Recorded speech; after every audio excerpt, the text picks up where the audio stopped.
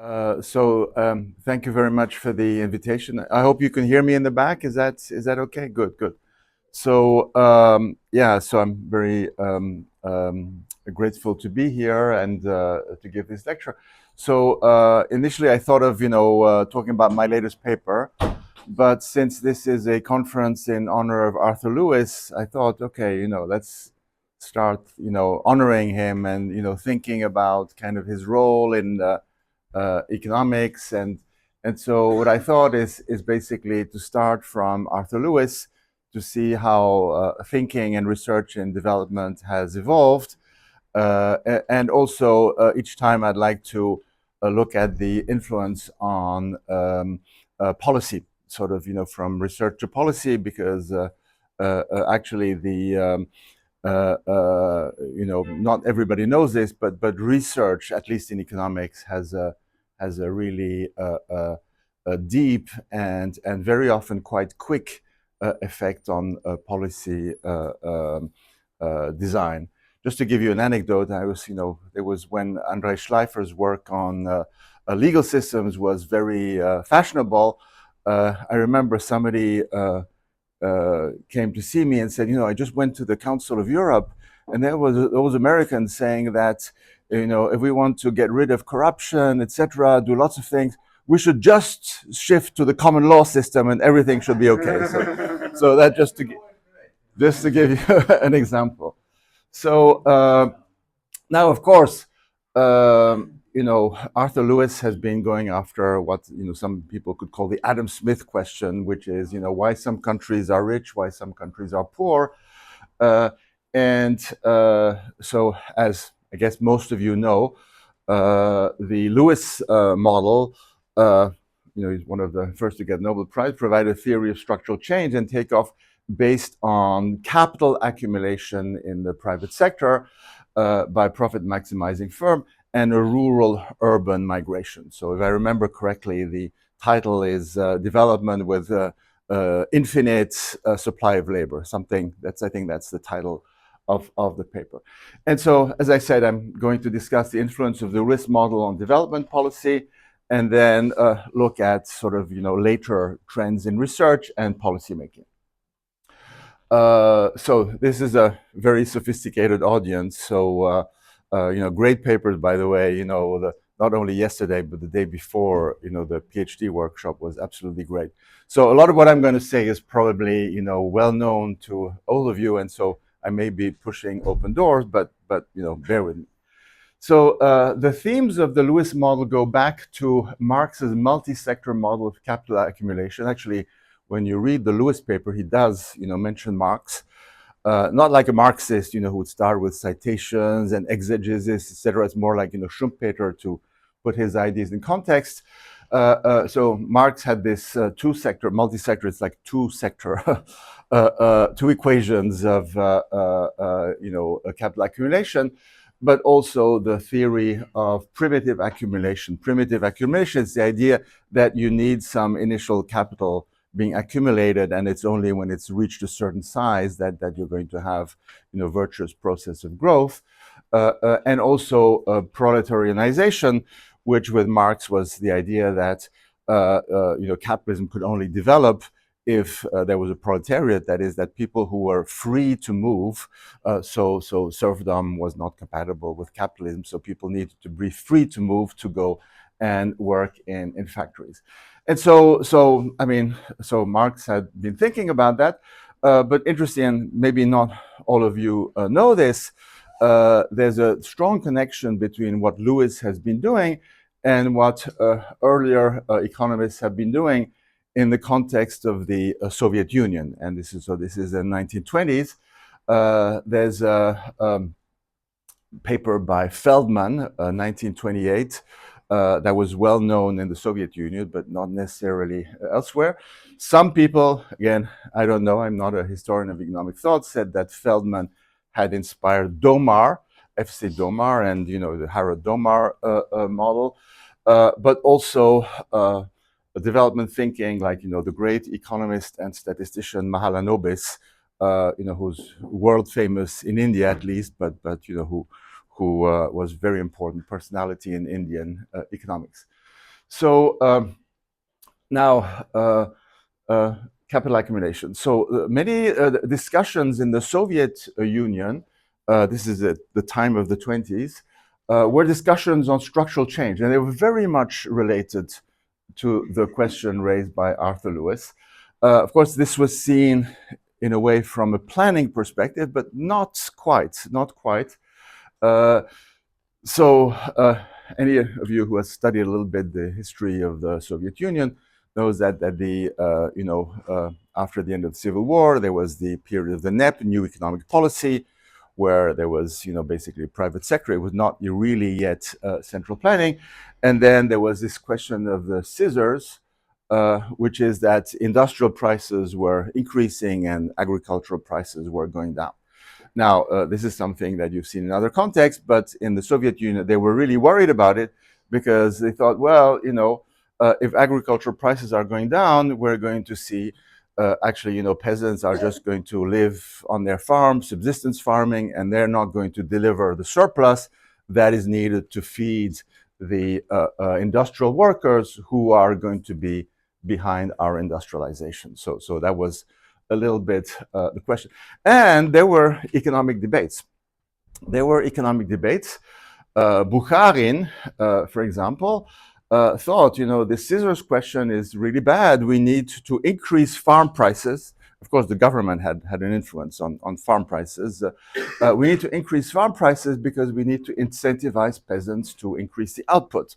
So, and if there's more output, we can give more food to the workers, but also it's kind of good from a demand perspective because if farmers are richer, they will buy a lot of the industrial goods. So Bukharin was not an economist, but he was kind of overall quite a smart person. Of course, he got killed later on. Preobrazhensky, who was completely on the other side, who was actually the head of the leftist faction in the Communist Party, the Trotsky, basically the same line. He had exactly opposite thinking. He said, no, we need to decrease prices. Low prices in agriculture, they're very good because if they're low prices, then the farmers, they will need to produce more to get the same income. So in today's world, this would be, thinking in terms of a backward bending supply curve. And so there were the debates, should we increase prices, should we decrease prices? And then Stalin, who was getting, basically reaching power, he said, well, what's all this discussion about prices? We need more grain. Let's just send the police and go and get it. And so that's what they did. They in 1929, they started grabbing the wheat. Of course, this led to a catastrophic output fall. The peasants refused to. They said, we're going to work, so the police is going to come get the grain. So we're just, going to reduce the supply. So grain production reduced drastically. And then Stalin, as very often when you get the wrong policy, said, oh, this is sabotage. This is sabotage. So we need to send the police more, and then we need to collectivize. So when we collectivize, we get the grain automatically, and they don't have the right to keep it. So that's what led to the collectivization, and also to the famine that we know about, which people suffered mostly from in Ukraine. And there's a very interesting paper by Markievicz et al. And I learned from that paper because I thought it was mostly, this vicious circle of police repression, reduction in outputs, collectivization, more repression, leading to the famine. But apparently, according to Markievicz et al., there was clearly an anti-Ukrainian bias. Sort of, they tried to make it disappear in their regressions, but it doesn't. So anyway, coming back to policy prescriptions, policy prescriptions, at least, in the policy world based on the Lewis model, were basically to say, well, we need to inject macroeconomic aid. That's kind of the thinking related to primitive accumulation. We need to inject macroeconomic aid. By injecting macroeconomic aid, this will help enterprises, hire labor, then they will make profits, etc., and then basically follow the Lewis model. there was an implicit thinking of a poverty trap. I don't think people mentioned necessarily the poverty trap, but there's implicit thinking of a poverty trap. There's the idea if there's a poverty trap, then you inject a little bit of money and then you can get this process started.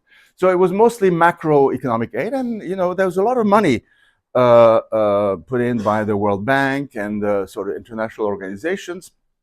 And overall, this did not, work like in the Lewis model. Not to say it's a fault of Arthur Lewis, but it, didn't work that way. It was mostly a failure. And this was mostly a failure because very often industrial profits, instead of being reinvested, they were often shifted to Western financial markets. Aid going to governments evaporated very often in Swiss bank accounts. In many cases, there was, not really much of a private industry. So they was thinking, let's have state-sponsored industrialization. I think the case of India is certainly a very good example. And this state-sponsored industrialization then led to inefficiency, state-subsidized losses, and so not a very virtuous cycle of capital accumulation. So Bill Easterly has written brilliantly about these topics. Not everybody agrees. So Jeff Sachs, for example, he says this is misguided. They didn't do enough. If they had done more, then it would have worked. But anyway. Now, interestingly, if you look at what happened in China, it's really a bit like the Lewis model. China was 78 mostly agricultural. There was huge increase in agricultural output, and gradually, with the transition, very cheap labor from the countryside went to in the industrial sector. And by the way, this is not what happened immediately. In the very beginning of reforms, people were not allowed to move to the cities, so you had what was called the township village enterprise system, which is kind of local rural industrialization, which was kind of a big source of growth in the 1980s. Now, of course, you said, oh, China, that's the Lewis model. That's fine. But if you say, oh, China's growth miracle, that's the Lewis model, I think that's a bit short. You would agree that certainly process of capital accumulation happened, following that model, but there were certainly key factors behind the growth miracle in China, behind this multi-sectoral shift. So in my view, these would be mostly institutional, but I'll come back to that question a little bit later on. So with the failure or lack of success of a lot of this macroeconomic aid, there was a new focus in the 1980s and the 1990s on more microeconomics of growth. Because a lot of the thinking, certainly at the policy level, was very, very macro. You inject this money and then, this is what comes out of it. There's not very much thinking about incentives and efficiency. It was, sort of think about these very simple Keynesian models. That's how people thought. And so the idea is, well, one thing that we have to focus on more if we want to get the process of growth started is market liberalization. And so the recommendations were to free the current account so that enterprises would be competing with at the import level, trying to compete at the export level, even liberalize the capital account, so as to have flow of capital at the international, deregulate, privatize, et cetera, all in a macroeconomic stable environment. So the thinking there, this is the Washington consensus. John Williamson coined the term of Washington consensus, which was kind of a checklist of different policies that good development policies should follow. In practice, this was very disappointing. So in Latin America, where they tried to implement the Washington consensus, there were, growth was actually not as high as the decades before that. There was a lot of corruption. even inefficiencies. So it was not that great. The worst was, of course, transition economy. So I've studied that a lot in the 90s. There was the fall in output, very drastic fall in output. People forget that, but when prices were liberalized in transition economies, there was a big fall in output. People scratched their head for a while to try to understand how that's possible. You can't understand that with the general equilibrium model. Blanchard and Kramer and myself and Thierry Verdier, we worked on that topic precisely, looking at more contract theory, institutional economics, etc. There was corruption, inefficiencies in privatized firms, et cetera, et cetera. So a lot of economic chaos, and the vision of the Washington Consensus became more and more discredited. It's very rare today when somebody uses the word Washington Consensus is to criticize. That's to criticize something. Say this is the result of the Washington Consensus. Blah blah blah. So now coming to institutions. So initially, there's very important paper by Hall and Jones. I guess many of you know that, showing that the largest differences between countries come not from physical capital or human capital, but from total factor productivity. Okay, and so they have a table where they compare, high income, middle income, low income countries in terms of the difference in income relative to the income per capita relative to the U.S. And how this relates to human capital relative to the U.S., how this relates to capital output ratio relative to the U.S., etc. And they suggested that actually institutions could explain what traditional explanations could not. So, for example, India in 1988 had output per worker at 9% of the US level, but its capital intensity was about 70% of the US level, and human capital 45%. So if you would look at sort of difference in human capital or in capital intensity, that would not explain the bigger gap. And so they suggested that one should not look in the direction of capital intensity and human capital, but in the direction of institution. And so this is where, and I had to talk about this because they got the Nobel Prize, and it's very much also. By the way, Jim Robertson gave a keynote lecture, last time I was here. So anyway, so Acemoglu, Johnson, Robertson, they brought decisively institutions in the mainstream by their analysis of the causal role of institutions on long-run growth. And so everybody knows that. They exploit differences in types of colonization, extractive states like in Congo, or settler colonies like US, Australia, etc. And so their reasoning was that these different types of colonization were influenced by the feasibility of settlements, which was related to settler mortality affecting the level of settlements, the early institutions that were or were not adopted, so extractive institutions versus inclusive institutions having a lot of inertia. Current institutions are very much related to past institutions, and that goes then to current economic performance. So their paper generated a huge literature, including criticisms of their identification. So there the level of rigor has kind of increased in recent years. And many of these criticisms are certainly valid. I've made some myself, but very often alternative explanations of success in development are not necessarily more convincing. So let me just single out one paper.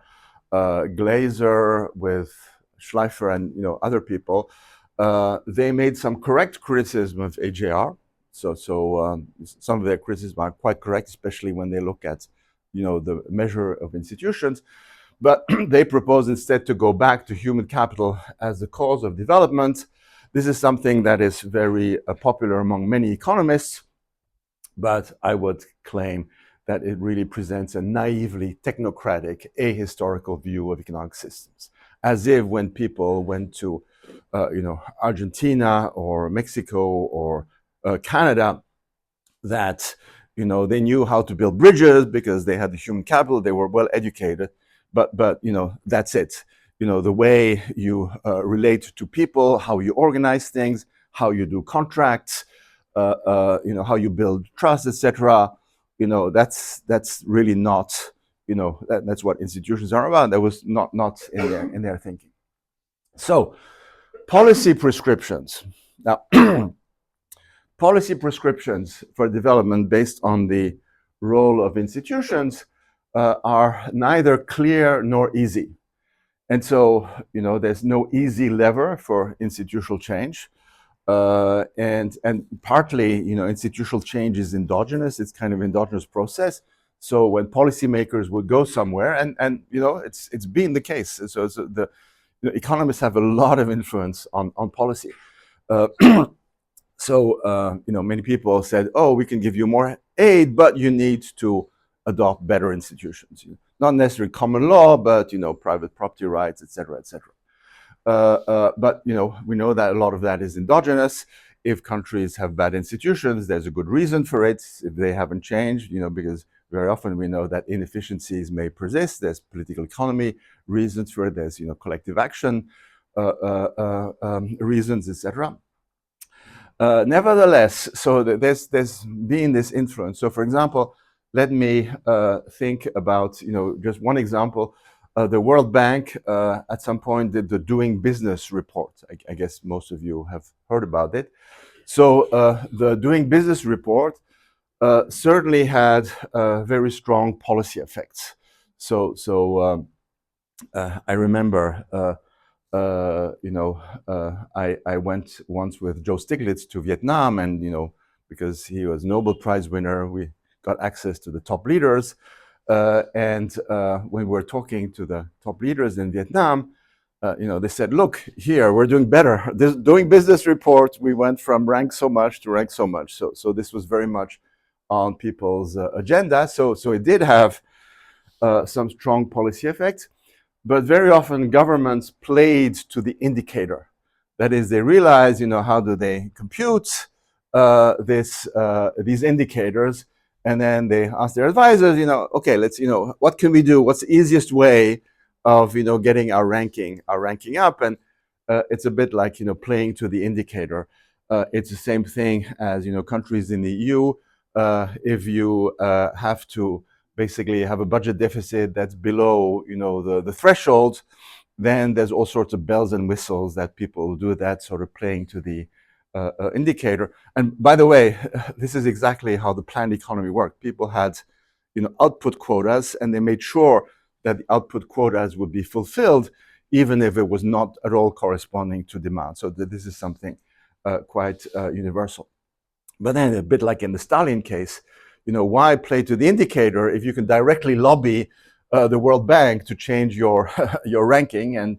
And so the report was completely discredited after it came out that there had been political interventions on the data, in particular, from what I heard, related to China, and so it was the report was closed and has been discredited. Now, coming back to institutions is a very broad term, and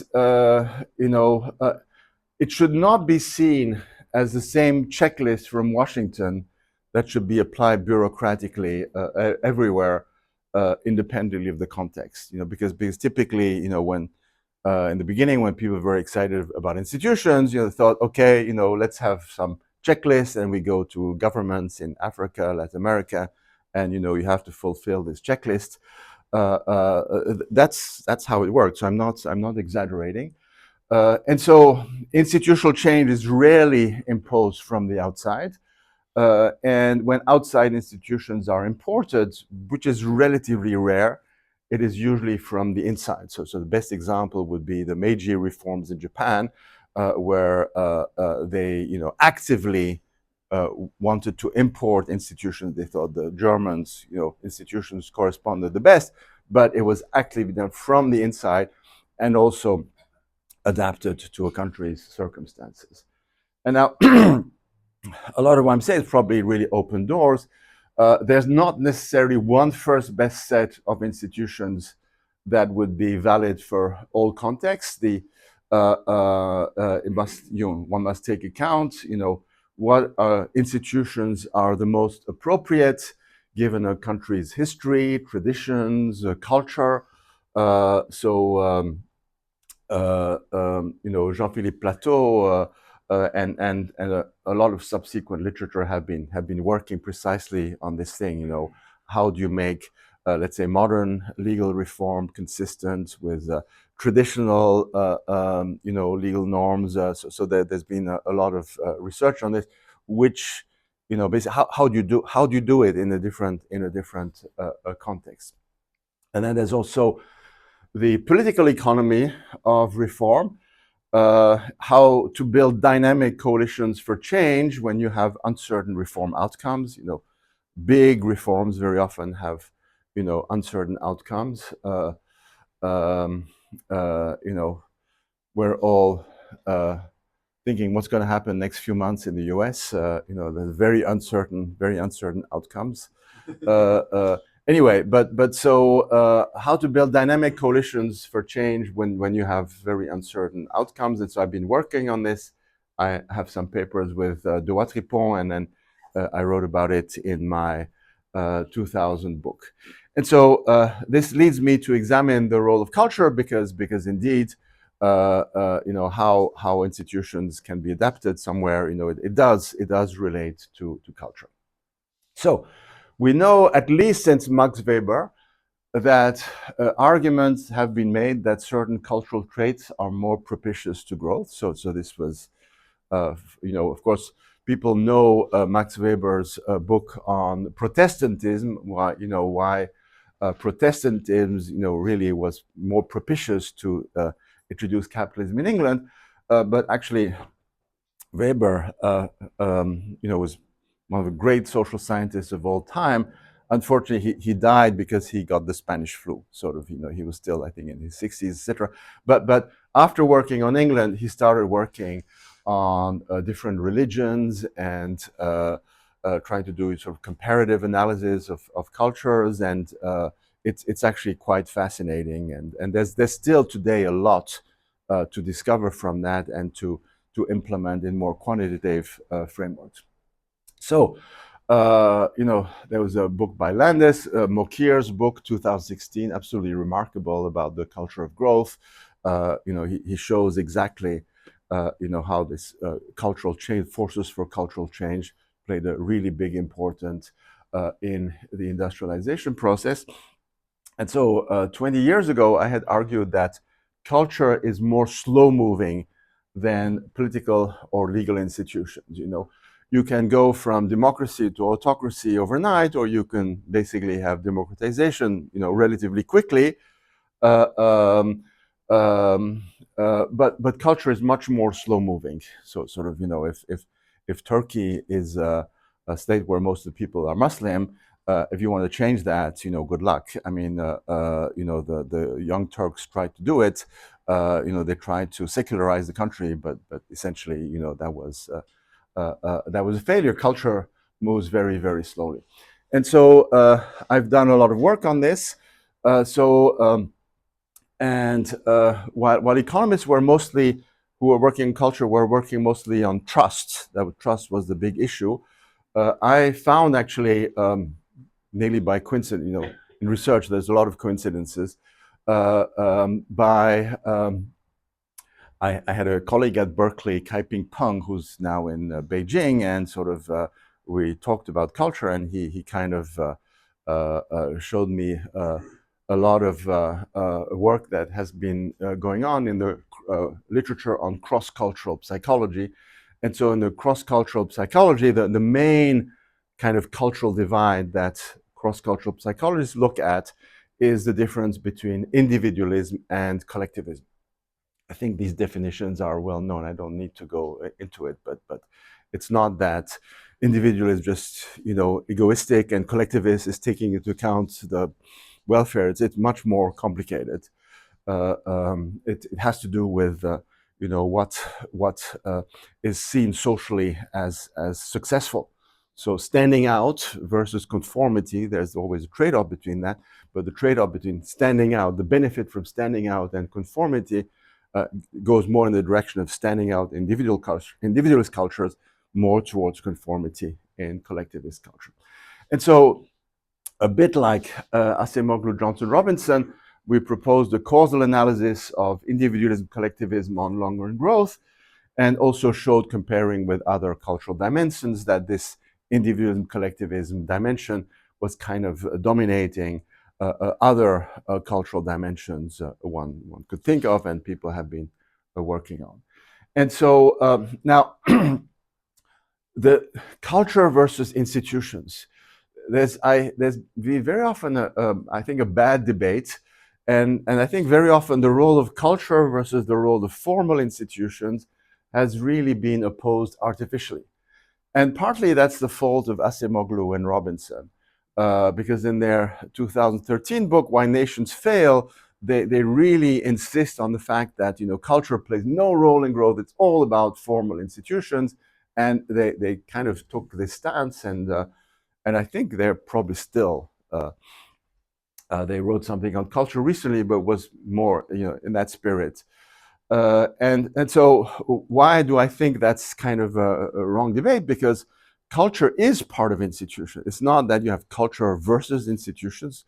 So culture is institutions. If you take the definition of North of institutions, as institutions include any form of constraint that human beings devise to shape human interaction.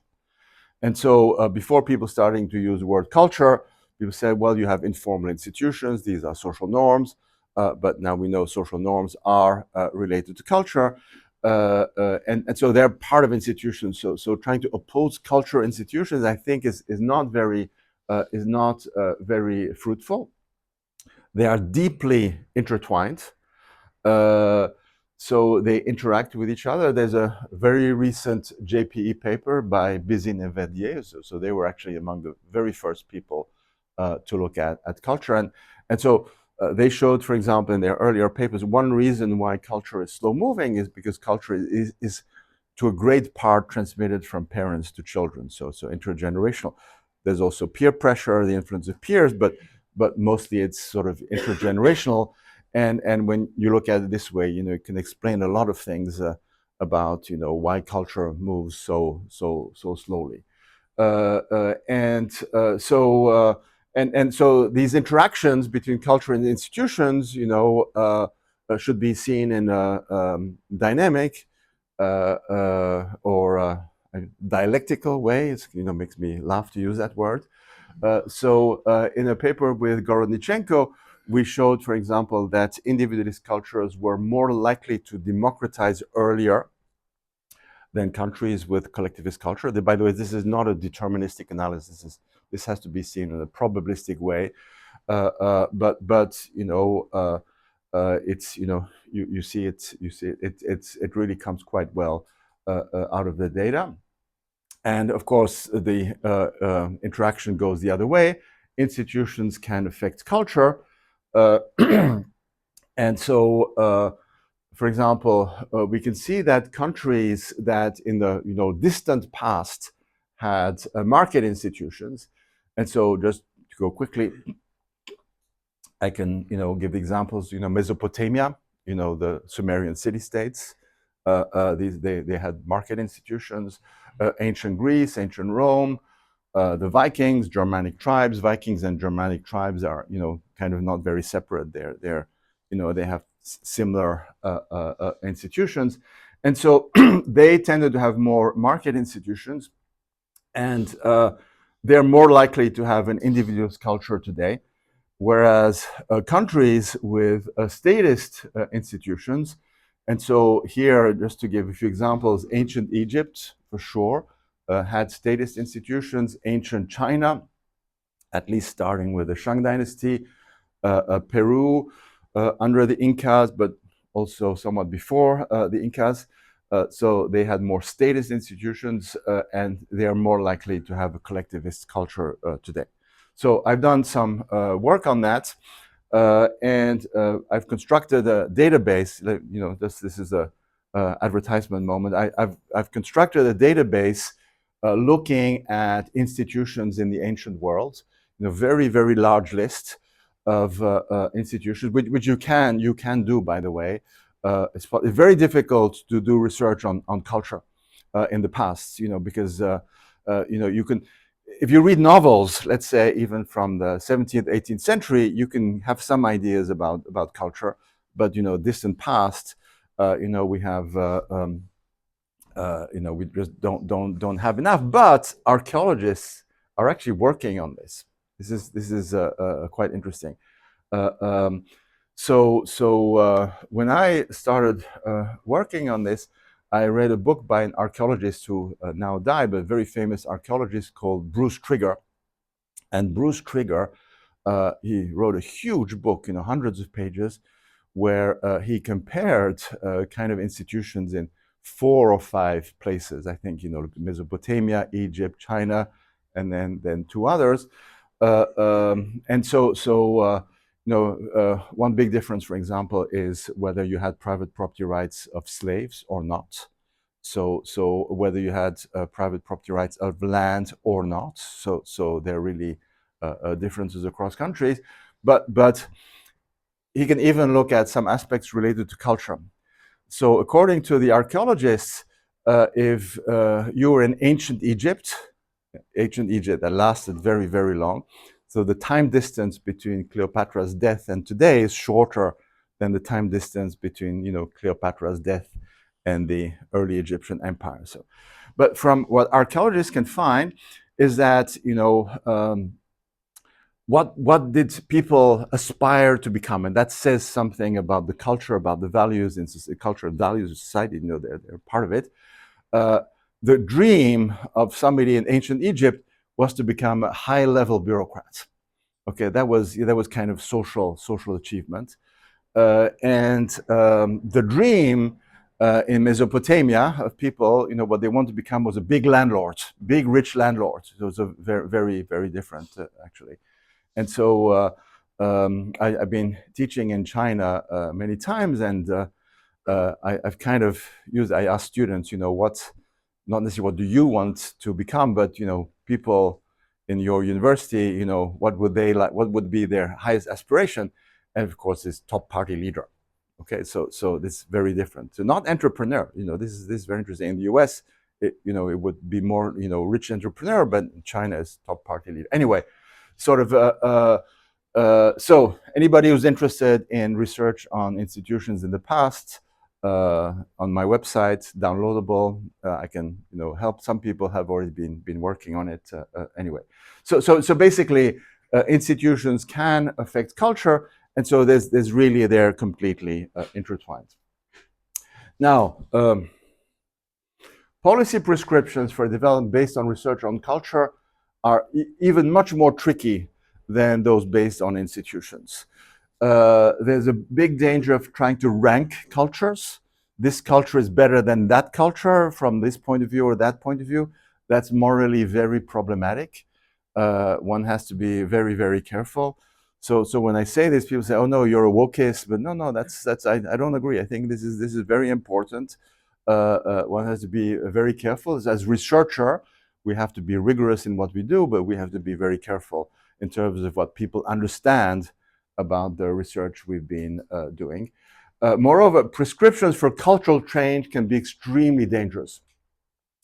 Calls for cultural revolution never end well. I don't have to give an explanation here, but I think it's quite obvious. And trying to intrude on people's minds is generally a recipe for totalitarianism. That's very often, this is the difference between sort of autocratic systems and totalitarian systems. Totalitarian systems are those that try to influence, your mind. And so during the Cultural Revolution, children, could denounce to the party something that their parents had said over dinner, and parents would get into trouble. And at least when Deng came to power, he said, finish all that nonsense.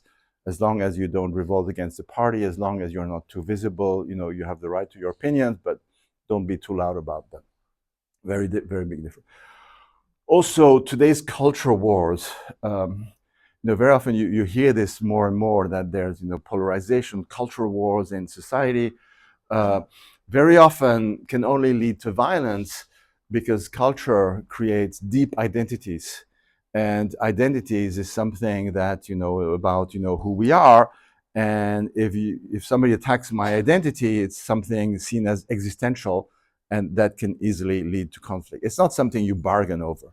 You don't bargain over cultural values. I'll take your value A, you give my value B. This is it's very, very different.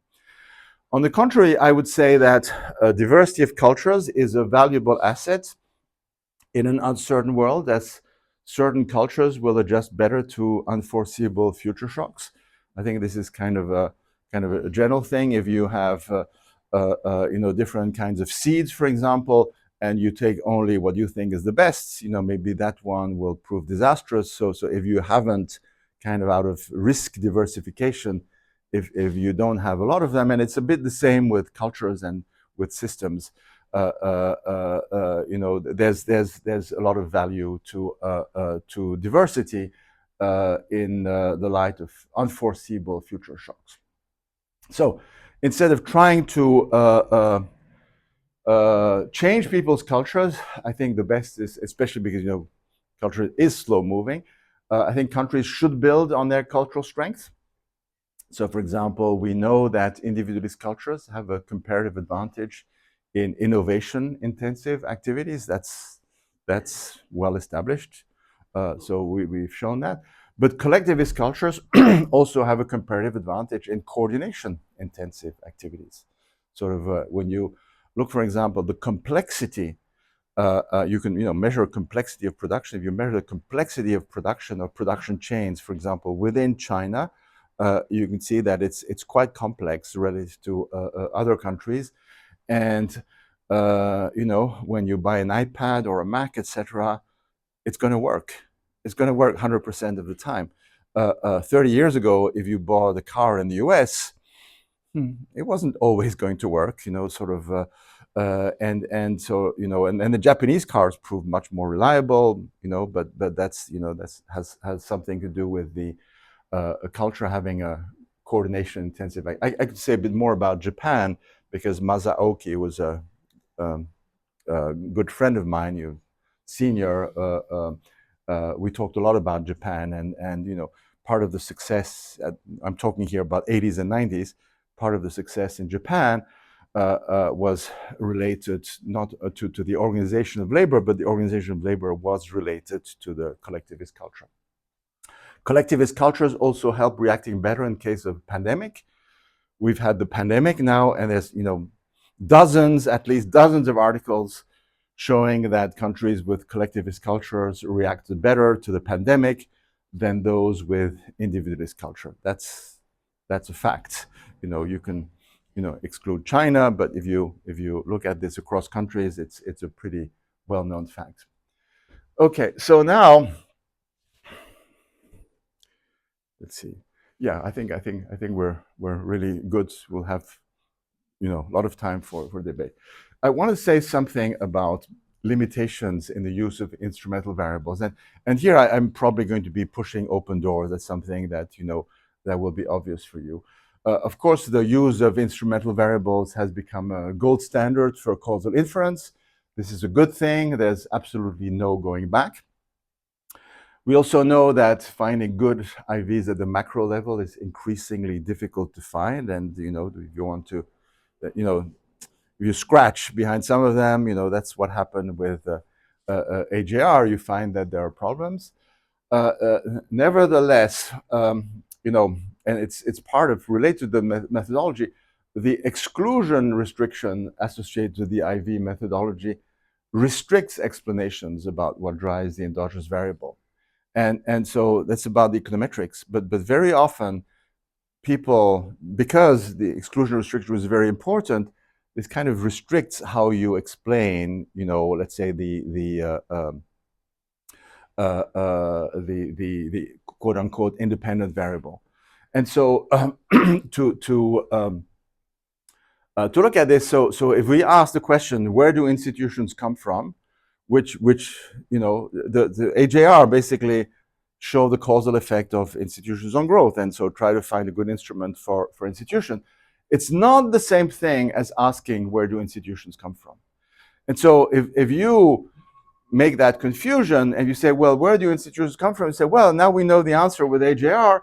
For former colonies, settler mortality, differences in settler mortality, that's it. That's what explains institutions. And anybody who's a little bit of social science is going to say, "Oh, come on, that's that cannot be the whole story. There's it's much more complex." And social scientists who don't understand the econometrics of IVs responded to the AJR Nobel Prize. They said, "What these guys got the Nobel Prize for explaining that institutions are explained by settler mortality? Come on, that's just that's and so." The other thing on culture, so let me say, people know this less because on culture, other IVs, at least the IVs that I've used in my research with Gorodnichenko, so some IVs that we've been using is we've been using frequency of an allele. Allele is a variant of a gene, and let me not. The variant of a gene, frequency of a variant of a gene that puts individual at greater risk for depression when exposed to life stressors. Okay, so we have data. We have data on that. You can see that in some countries there's a higher frequency of that allele, of that genetic variant, a greater risk for depression. There's another one which is kind of another variant of a gene, which, when it's present, leads to higher stress in case of social rejection. Social rejection is never nice, but in some cases, the variant of the gene you have may make you suffer psychologically much more. And another one is historical pathogen prevalence, sort of in the past, so malaria, schistosomes, etc. And so the idea there was that a stronger pathogen prevalence pushed communities to adapt more collectivist values, emphasizing tradition, putting stronger limits on individual behavior, showing less openness towards foreigners. So a collectivist culture protects individuals from those risks related to what I just showed you by embedding them more strongly in communities with strong social links, and so thereby providing strong psychological support networks and protection in a way, psychological protection, but also protection against pathogens. The interesting thing is that, in a way, it works. You see, for example, that countries where there's a higher frequency of these, gene variants, you would say, oh, people should commit more suicide, because they're more prone to suffer psychologically. It's actually the opposite. Frequency of these alleles correlates negatively with suicide incidents, showing that collectivist culture has been successful in protecting communities with individuals more prone to depression and stress from social rejection. So there's some work on this. Nevertheless, if I do the same thing as with institutions, if I say, where does culture come from? Oh, this gene, that gene, or pathogen prevalence, we clearly understand that that's not, that's too restrictive. That cannot be the whole story. Okay, so as a result to difficulties in more macro research on development, people have been getting more local. And so being able to focus more on regional level interactions, exploiting border differences and the like with regression discontinuity design. So one immediately thinks of the work of Melissa Dell with the MITA, but also work by Michalopoulos and Papaioannou, Lowe's and others, and many others. Maybe somebody in the room has also, done some work on that. And so this has really improved our understanding of institutions at the local level in the development context. And so this approach, which is ongoing and which is developing, is extremely valuable given that national studies may miss regional variation, and this will generate a lot of insight. But it's not necessarily the gold standard because we do care at macro or super macro interactions, and so saying today we should only do regional studies is while it's very interesting, is still restrictive.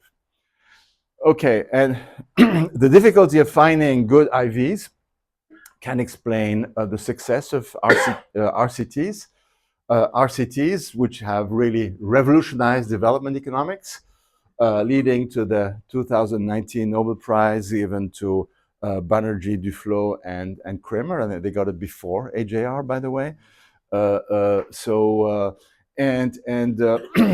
There's also a huge success of RCTs with policymakers, because very often policymakers, institutions, what can I do with that? If I have to, make some recommendations, what can I do? Whereas with RCTs, you can do things. You can say, hey, we've put money here and we've helped this health situation or that education situation, etc. And so these small things. Now, people often say, this kind of, that there's, with RCTs, there's a trade-off between internal and external validity. Okay, you've done some very rigorous work in this area, in that country. Okay, very rigorous, but what's the external validity? The issue is that RCTs have become larger. There's now RCTs that are done at a very, very large level. Muralidharan and Niehaus, a lot of this is, with Paul Niehaus. So with RCTs, the limitation is not the scale.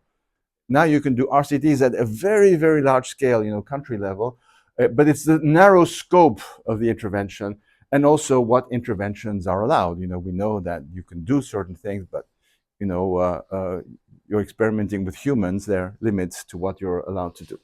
Of course, for economic historians, RCTs have zero value, because we study things that happened in the past.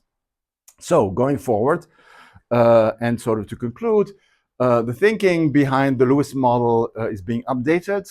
There are models of sectoral change, sectoral growth accounting that have appeared recently. Yesterday, the work of Cheremukhin et al. Was cited, so on Russia, but they've also worked on China, using advances in macro, looking at wedges at the intersectoral level. And then, since I'm here, I want to say there's a lot of value for theory-driven construction of historical databases, especially now that people have access to machine learning and AI. So digitalization of historical documents and their quantitative analysis is really an exciting prospect for the next decade. It's already happening. And I would claim economists are very well prepared for this, more than people from other social sciences. Economists, are well prepared to use these tools. And, I can see it at Berkeley in like 4 or 5 years. I see the number of people using them has increased tremendously. Nevertheless, economists have to read more history books. It's clear, important complement to data analysis, and is a huge help if you want to formulate theories. You have to have minimum of a historical culture. Then we have to stand on the shoulders of giants. I'm very optimistic here because I was at the PhD workshop 2 days ago, and there was some really fantastic papers, not only great data analysis, but very good knowledge of what people were looking at, and I think that's very, very encouraging, and that's what's important. And so while it's important to debunk reverse causation and spurious correlations, narrow search for causality should not be the holy grail in economic history research, certainly not before we understand better economic, social, and political systems from the past in a more systemic perspective. When I was talking about the link between, the interactions between culture and institutions, that's part of it, but economic systems, social systems really are something we need to think more about in a kind of holistic framework. And this is where I would say that comparative history of comparative history of economic systems can be very useful. And I'll finish with that. Thank you very much.